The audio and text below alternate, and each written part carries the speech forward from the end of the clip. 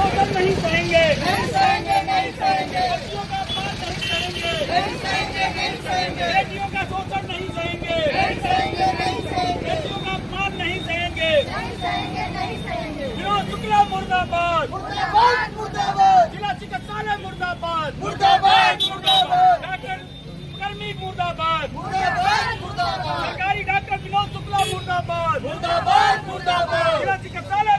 सज्जन परिवार है, ये हमेशा मंदिर आते रहते, सेवा करते हैं। जब रोने लगे पति पत्नी, हमने कहा भाई हम वहाँ पे हम छोड़ के सारा काम हम आए कि भाई ये इस प्रकार से नहीं होना चाहिए, न्याय होना चाहिए। गलती कोई भी करे उसको दंड मिलना चाहिए, और वो जो किसी के साथ उसको न्याय मिलना चाहिए। गलत कहूँ तो आप कह सकते हैं स्वामी जी आप ये गलत कर रहे हैं, हम उसको सहने के लिए तैयार हैं। लेकिन अगर नहीं है, अगर हम सही हैं तो हमें भी न्याय मिलना चाहिए। हमारी शक्ति स्वरूपा माताएं बहनें चाहे भले प्रशासन में, लेकिन नारी हमेशा पूरी नहीं होती है। हमारा शास्त्र कहता है न्यायत्र नारी नमन करते देव।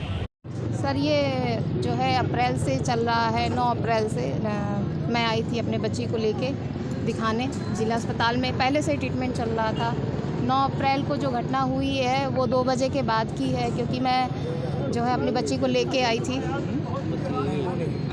थोड़ा सा देर, मतलब डॉक्टर के द्वारा देर लगने पर मुझे थोड़ा सा डर जैसा महसूस भी हुआ उस दिन।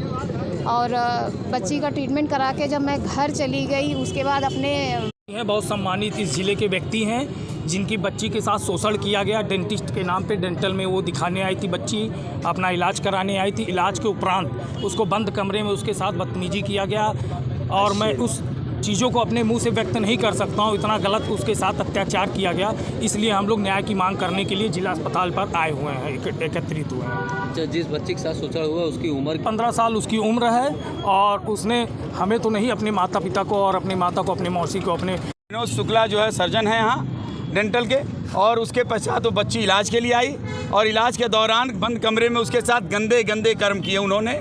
और जो हम संत होकर मर्यादित, चूँकि मैं अभद्र भाषा में नहीं कह सकता, लेकिन आप समझते हैं, महिला संगठन से आराध्या शर्मा जी आई हुई हैं दिल्ली से, और मानवाधिकार से भी, और उन्होंने न्याय की मांग की है।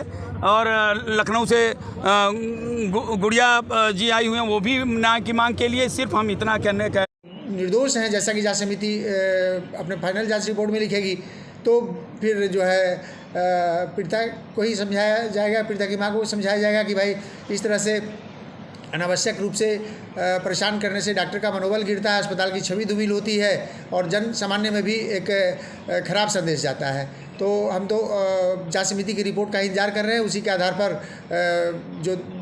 जो भी दोषी रहेंगे उनके विरुद्ध भाई कार्रवाई की जाएगी। और सीएमओ साहब